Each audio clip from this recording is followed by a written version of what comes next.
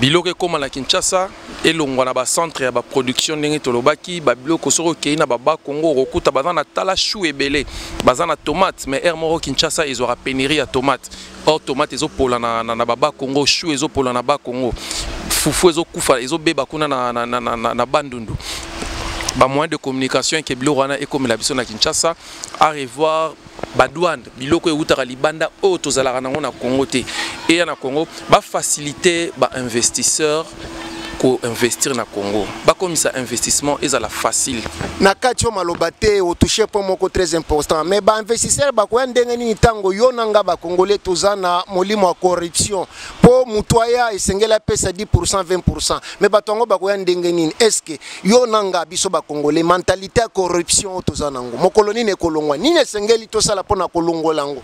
OK, déjà tozana IGF azawana asala musala na IGF asala musala na investisseur sera ye et que balingi balexé na nzela ya molili na banzela ya ba gauche droite na banzela ba corruption tozana IGF akoyi ko komisa rapport na IGF et IGF a ebine nini mbano nini ezali pona moto oyo azoya na corruption mais to sengi na président Antoine Félix Tshisekedi a facilité les investissements au pays. Il y a des gens au bazali banda ya mboka au bazana ba moyen ya koya kosala ata entreprise il y a 10 personnes na sima ya 10 personnes wana bo ebite combien de familles oyo eko vivre eko lia na sima wana et bato wana bazo so accès wana te parce que tozana ba taxe kili tozana ba marambo belé zo senga wana oyo ezozala pe inutile misusu pe ba mbongo na kotaka na caisse ya l'état te et ezaba biloko oyo tozo senga lelo ba revoir yango tozana problème sous ya classe politique au moni oti kotanga ba kombo ya bandeko ba Jekoko n'avana problème ote contre ba Jekoko mais ce sont les mêmes noms otoyoki des années tandis que sur OK na ba entreprise privée mususu ya Congo tu verrais il y a des personnes très compétentes oyo basala très bonne carrière mais bazwa accès à rediriger ya kosala ya servir mboka na bango te il y a des gens qui ont travaillé na ba Vodacom ba Celtel excusez-moi za publicité te basala na ba Tigo basala na ba entreprise wana nyonso ces gens là bazala qui une réussite pour ces entreprises-là en matière de gestion. Batouana, un jour, peut bakoki goya au PCA na nata commune nata ya lemba commune nata ya limité et voir comment ils vont gérer ça. Mais Batouana bazora ba occasion te. Ce sont le même nom, le même combo auto banda koyoka depuis tozalaka miki bazara continuer koza na politique et Batouana bazoza la réussite te pona mboka na biso. To meka pe ko revoir classe politique.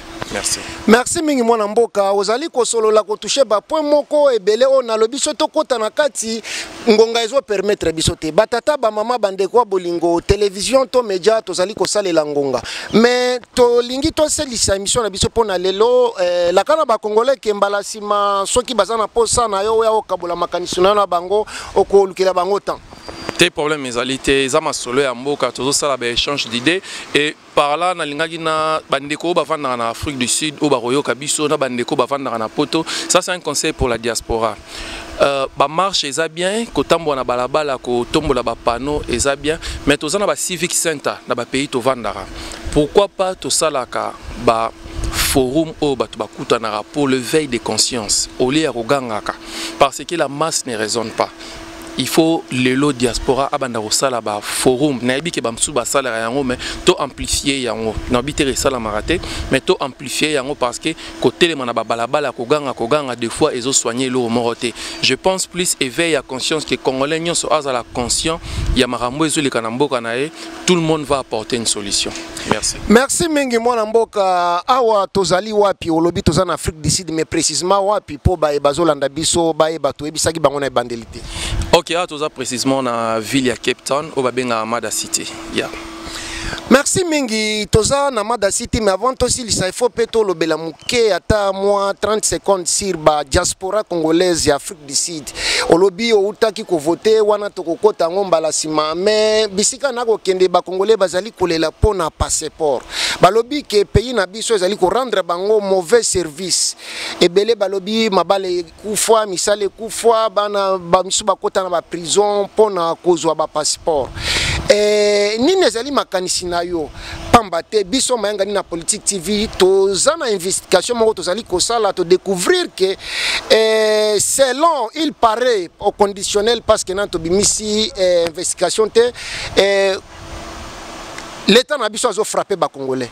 donc ndenge bayaka pona kosala ba capture ya ba passeport bato bafuti bambongo biloko wana ezala nango frappe tomoni ba congolais misu bavandi 1 année 2 ans bazana ba passeport nini ezali makanisi na ope nini ozosenga na bakonzi basala pona ko changer likambo puisque ba congolais à diaspora bazo souffrir.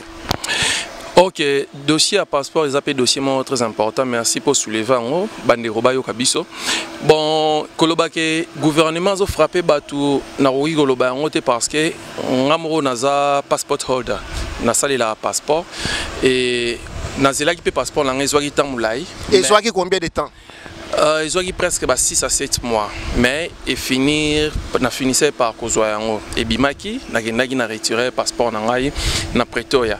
Mais cela ne veut pas dire que le processus au gouvernement n'a pas passeport est normal. Tous un problème na mamba passeport. Car nous lobby, ils ont battu perdre misala na mamboka oyo, ils ont battu koti ba boloko parce que donc le problème il y a sorte et comme il battu par rapport à ma obtention un passeport et tu es réellement qu'est-ce qui ne va pas, mais il y a un problème. Parce que passeport, et puis de 1 an, passeport, on a mis un cher. Malgré que tu sais qu'il y a $90 au Congo, tu as 5 000 rands. Les lots sont un passeport à 2500. Mais ils ont un bon ébélé comparé à un passeport de 5 000.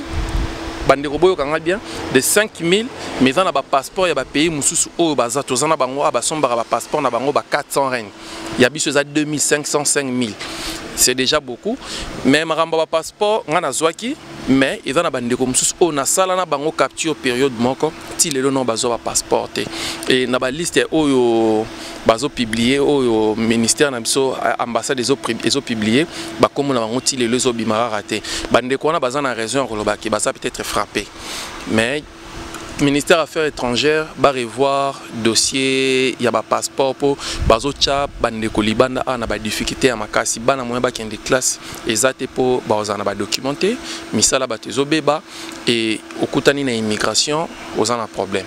Voilà. Merci mingi mwana mboka avant to silisa ya suka mais via ba congolais na kati Afrique du Sud ndenge nini yo ozali awa nini ozali ko remarquer sur vie na biso ba congolais communauté na biso congolaise pamba tendenge tozolo bana boza na ba congolais musuna Congo bazobonga mapo baya wa ba miso bazana nzela nini ezali malamu nini ezali mabe pe conseil nini okopesa na bawe bazo préparer baya bayati pona nini. Ok, déjà, on a une décision de connaître l'Inga Afrique du Sud to Ayate, mais seulement ils ont dépendent aux joueurs au Salanini, aux joueurs au Salanini, aux joueurs au Tanga, aux joueurs au Lukavi Awa, aux joueurs au Salanini. Et pour nous joueurs au Tanga, nous avons conseillé Bangobaya parce que l'Afrique du Sud a une institution où ils sont reconnus mondialement. Dans UCTI, il y a des gens qui quittent, ils sont en Pologne, en France, partout dans le monde, ils sont en Afrique ou à Pimena, UCT.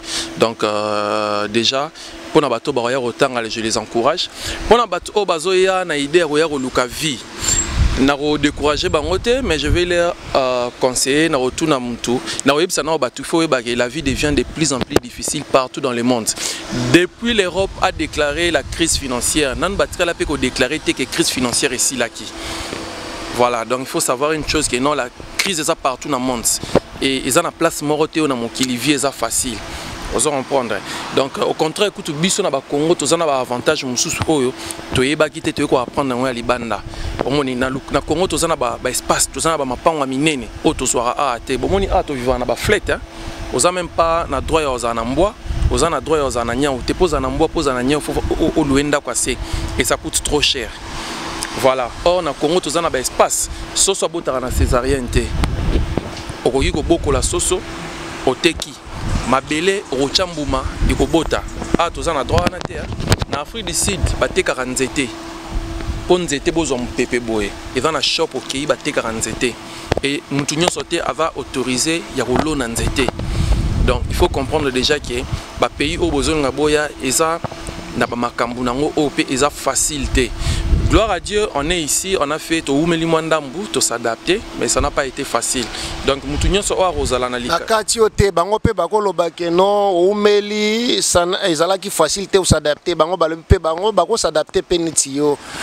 Continuez na yana. Voilà, y a on a lobby, o alingi roya, à se préparer moralement soit temps ya retourna parce que mundela avant de à déplacer à tout na ralikaraye ba est-ce que pays wana sécurité zali pouvoir d'achat très important. Est-ce que pouvoir d'achat mboka wana mbongo na bango ya suko ko yiko somba lango nini ozomona déjà avant oyamboka il faut que tout na ba question il y aura des réponses négatives il y aura des réponses positives mais seulement il faut se renseigner sur mboko zolingo kende ba capacité na yo to benga ngo a critical skills qualification ni nyoza nango oyebi ko kata suki oyebi ko kanga suki oyebi électricité oyebi ko sa ni donc il faut oyeba erozo na mboka tu vas te lancer dans quoi. Voilà. Merci mingi mwana mboka lilo basuka pona émission lelo ba oyo ya yoko pesa mbote o ba peut-être ba sepeli na mayolobi pe nazo profiter na senga na bino batata ba mama bande kwa bolingo tozali kaka batu soki to beti bino libaku bolembisa biso et puis bo encourager biso bo pesa biso ba conseil pamba te tozana na posa nango mwana mboka mbote na ba oyo ya yo et puis na clôturer émission to mona na mbalasi. OK, déjà j'ai une très grande famille na Talabango. J'ai une très grande famille, donc partout là-bas on s'est retrouvés. Donc je n'appelle si Bangonye son beauté, la famille Mboua, la famille Mangala, donc une très grande famille. Je vous aime beaucoup, bonne année 2024, mes meilleurs vœux. Et n'appelle si Pembo, tu n'as pas connaissance, tout et amis, camarades, collègues, et voilà. Merci. Merci mingi mwana mboka biso nde tozo remercier yo pona kopesa biso chance na temps ya koloba liboso ya caméra na biso mayanga ni na Politique TV pe na banzi ete bae balandi biso bae bakolanda biso boko profiter na bwanya pe maele ya mwana mboka ngana bino tomona ni mbala sima pe pona lelo goodbye. Bye. Merci.